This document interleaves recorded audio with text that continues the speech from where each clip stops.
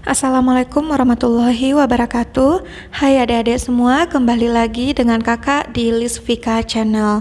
Nah, pada video kali ini kakak akan menyampaikan materi IPA bagi adik-adik yang sedang duduk di kelas 8 SMP. Nah, materi kita pada video kali ini merupakan lanjutan dari video sebelumnya, di mana kakak masih akan membahaskan tentang sistem gerak pada manusia. Nah, ini bagian yang keduanya. Kalau kemarin kita membahas tentang rangka dan tulang-tulang yang menyusun rangka, nah hari ini kakak akan melanjutkan yaitu tentang otot, sendi, dan kelainan-kelainan yang terjadi pada sistem gerak. Jadi tonton videonya sampai habis ya adik-adik, agar tidak ada ilmu atau materi yang tertinggalkan oleh adik-adik semua. Oke, langsung saja kita lihat untuk materinya yang pertama, itu kita bicara tentang otot.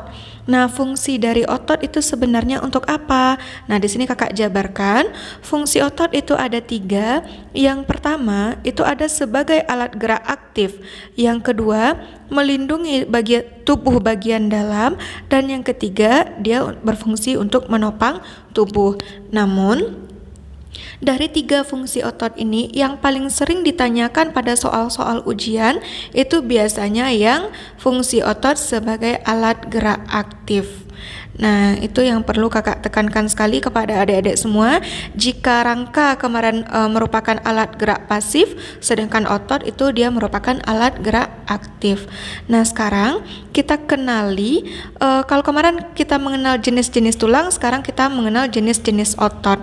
Nah, jenis otot pada manusia itu ada 3. Yang pertama itu ada yang disebut dengan otot lurik, atau boleh juga disebut dengan otot rangka. Yang kedua itu ada otot polos, dan yang ketiga itu ada otot jantung. Nah, di sini kakak sudah sajikan perbedaan jenis otot itu dalam bentuk tabel dan sudah dilengkapi dengan gambar agar adik-adik semua lebih mudah untuk memahaminya. Nah, kita lihat dari segi bentuknya dulu ya. Untuk otot lurik, nah ini bentuknya silindris dan memanjang. Kalau otot polos itu berbentuk seperti gelendong, sedangkan otot jantung dia silindris namun bercabang. Berarti dari segi bentuk otot lurik itu hampir mirip bentuknya dengan otot jantung. Kemudian kita lihat inti sel atau nukleusnya. Untuk otot lurik, dia memiliki nukleus atau inti selnya itu banyak letaknya di tepi atau di bagian pinggir. Kemudian kalau otot polos, inti sel atau nukleusnya hanya 1 buah dan letaknya di tengah. Kemudian yang ketiga itu ada otot jantung. Nah, itu dia memiliki banyak sekali nukleus atau inti sel. Nah, itu letaknya di tengah. Nah, ini sebenarnya awalnya itu letaknya di pinggir karena dia memiliki cabang yang cukup banyak, sehingga seakan-akan bentuk inti sel ini berada di bagian tengah. Kemudian untuk susunannya, kita lihat yang pertama, untuk susunan otot lurik dia memiliki daerah gelap dan terang. Nah, karena dia memiliki filamen yang disebut dengan istilah filamen aktin dan miosin. Sedangkan untuk otot polos, dia sesuai dengan namanya, dia polos karena dia tidak memiliki daerah gelap dan terang. Kemudian ada otot jantung, dia mirip lagi dengan otot lurik karena dia memiliki daerah gelap dan terang. Kemudian untuk cara kerja, kalau dia otot lurik itu cara kerjanya sama untuk otot lurik itu cara kerjanya di bawah kesadaran atau kita istilahkan dengan volunter. Sedangkan otot polos dan otot jantung itu cara kerjanya sama, yaitu di luar kesadaran atau diistilahkan dengan involuntar. Terakhir untuk contoh. Nah, kita lihat yang pertama otot lurik. Otot lurik itu tadi bahasa lainnya adalah otot rangka. Contohnya adalah otot-otot yang ada pada bagian tulang-tulang keras. Nah, kemudian untuk otot polos itu letaknya itu adalah pada semua organ-organ dalam kecuali jantung, karena jantung dia punya otot tersendiri. Nah, inilah jenis-jenis otot dilengkapi dengan gambar dan ciri-cirinya. Ini kakak pastikan dia sangat sering keluar pada soal-soal ujian. Nah, supaya adik-adik lebih mudah untuk mengingatnya, di sini kakak punya cara cepat dari Lisvika Channel. Nah, adik-adik bisa mengingat cara cepat dari Lisvika Channel. Nah, itu adik-adik cukup ingat kalau dari segi bentuk otot yang mirip itu adalah otot lurik, itu dia mirip dengan otot jantung. Sedangkan dari cara kerjanya yang mirip itu adalah otot polos itu cara kerjanya mirip dengan otot jantung, yaitu sama-sama di luar kesadaran atau involuntar. Nah, itu dia untuk bagian jenis-jenis otot. Kemudian poin berikutnya, kakak akan menjelaskan tentang cara kerja otot. Nah, cara kerja otot secara garis besar itu terbagi menjadi dua.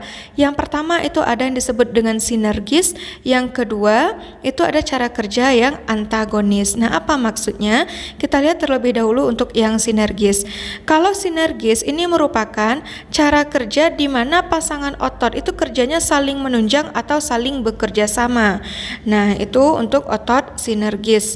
Kemudian kalau dia otot antagonis, nah itu merupakan cara kerja otot yang saling berlawanan.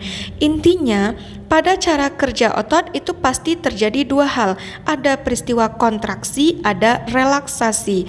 Nah, sebagai catatan bagi adik-adik semua, kalau misalnya otot itu mengalami kontraksi, artinya otot itu dia memendek.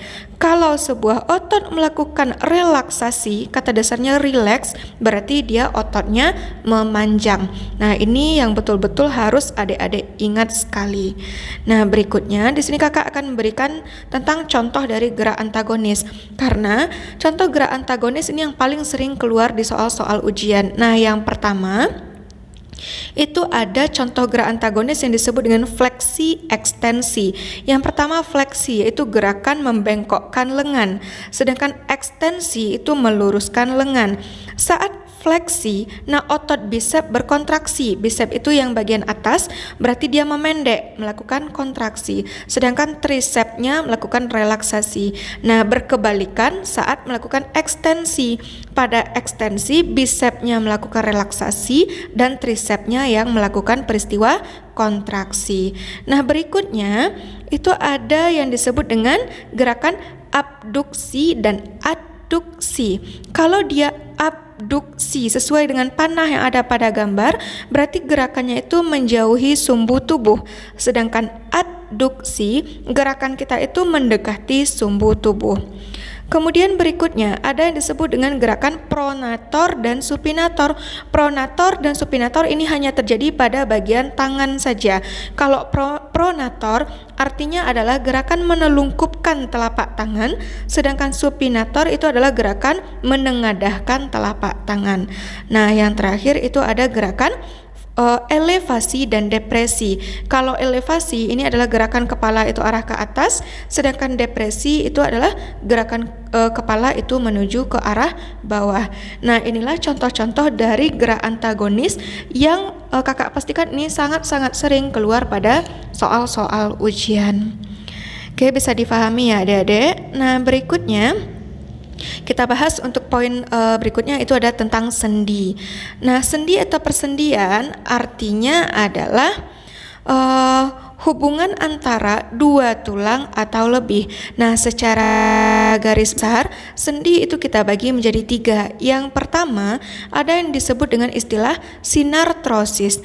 Nah, sendi sinartrosis itu disebut juga dengan sendi mati. Kenapa disebut sendi mati? Karena persendian ini tidak dapat digerakkan. Nah, jadi contohnya itu adalah tulang-tulang penyusun bagian tengkorak. Nah, itu kan tidak terjadi pergerakan sama sekali. Nah, sehingga dia disebut dengan sendi mati atau sinartrosis. Yang kedua, itu ada yang disebut dengan amfiartrosis. Ini adalah sendi yang gerakannya sangat terbatas. Terbatas di sini berarti masih mungkin ada sedikit gerakan. Nah, contohnya itu berada di antara tulang rusuk dengan tulang dada. Kemudian yang ketiga itu ada diartrosis. Ini adalah sendi yang gerakannya lebih bebas. Nah, ini yang paling sering keluar pada soal ujian. Contohnya itu ada sendi putar, sendi peluru, sendi engsel, dan sendi pelana serta sendi geser. Nah, di sini kita lihat untuk masing-masing gambarnya. Kita lihat untuk contoh sendi diartrosis beserta gambar. Kalau sendi putar itu biasanya terletak pada bagian leher. Kalau sendi peluru, nah sendi peluru itu gerakannya ke segala arah, biasanya itu terjadi pada tulang pergelangan bahu dan tulang pergelangan panggul seperti yang ada pada gambar. Kemudian yang ketiga itu ada sendi engsel. Sendi engsel itu gerakannya satu arah umumnya itu terdapat pada bagian siku dan lutut. Kemudian yang keempat itu ada sendi pelana. Sendi pelana itu gerakannya dua arah, itu terletak antara ibu jari dengan tulang telapak tangan. Kemudian ada sendi geser, itu gerakannya bergeser, umumnya itu terletak pada bagian ruas-ruas telapak tangan dan ruas-ruas tulang belakang. Nah, inilah contoh sendi diartrosis yang sangat sering muncul pada soal-soal ujian. Nah, yang terakhir, nah ini kita bisa juga lihat bentuk sendinya masing-masing jika kita perbesarkan ya. Nah, kira-kira bentuknya seperti ini. Dan untuk materi terakhir kita hari ini itu kita bicara tentang kelainan pada sistem gerak manusia. Karena topik yang kita bahas pada sistem gerak itu ada 3. Kemarin kita sudah bahas tentang rangka, hari ini sudah bahas tentang otot dan sendi, maka kelainannya juga kita kelompokkan menjadi 3. Nah, yang pertama kita lihat terlebih dahulu untuk kelainan yang terjadi pada rangka. Nah, ini kalau secara contoh itu cukup banyak ya. Namun yang kakak tampilkan di sini hanyalah contoh-contoh yang sangat sering muncul pada soal ujian.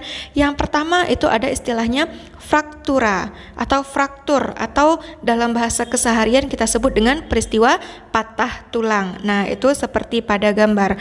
Kemudian yang kedua ada namanya fisura. Fisura itu disebut juga dengan istilah retak pada tulang. Kemudian ini adalah kelainan pada sistem rangka yang disebabkan karena kesalahan posisi duduk. Itu ada skoliosis di mana bentuk tulang itu seperti huruf S. Kemudian lordosis. Nah, kalau lordosis ini seakan-akan dada itu seperti dibusungkan. Kalau kifosis ini adalah tulang belakang itu dia membungkuk ya.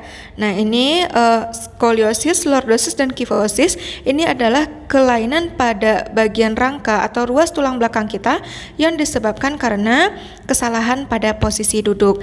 Nah, ini masih banyak contoh lainnya, cuma 5 contoh yang kakak sajikan ini yang paling sering keluar pada soal-soal ujian. Kemudian berikutnya kita lihat untuk kelainan pada otot. Yang pertama itu ada namanya hipertrofi. Hiper artinya besar. Nah, hipertrofi itu ditandai dengan pertumbuhan otot itu semakin membesar. Nah, ini biasanya terjadi karena seseorang itu melakukan suatu kegiatan olahraga yang sangat memaksa dari otot. Misalnya melakukan gym ya.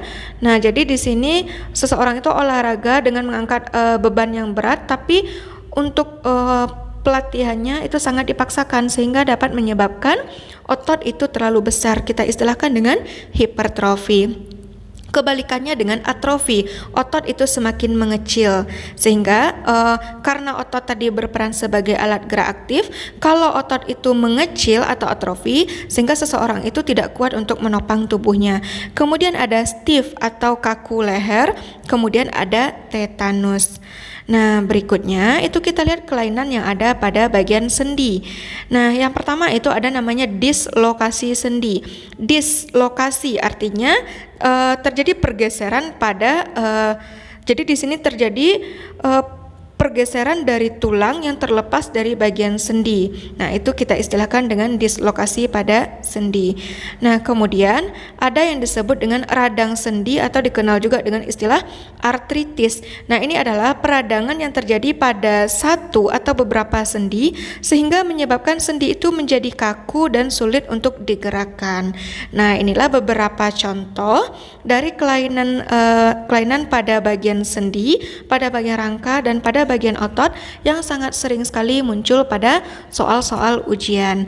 Oke adik-adik, sekian dulu untuk materi kita hari ini. Terima kasih karena adik-adik selalu setia mengikuti channel kami. Nah, berarti untuk bab 1 kita di kelas 8 tentang materi sistem gerak pada manusia itu sudah selesai. Nah, pertemuan berikutnya kita akan bahas tentang gerak pada tumbuhan. Bagi adik-adik yang belum subscribe, jangan lupa subscribe Lisvika Channel dan jangan lupa like, komen, dan sharekan link video ini sebanyak-banyaknya agar adik-adik dan teman adik-adik yang lainnya juga mendapatkan materi-materi untuk menunjang dan membantu proses pembelajarannya. Semoga video pembelajaran yang kakak sampaikan di Lisvika Channel itu dapat membantu proses pembelajaran adik-adik dan bermanfaat bagi adik-adik semua. Oke, sekian dulu untuk video kita kali ini. Kakak tutup dengan Assalamualaikum warahmatullahi wabarakatuh.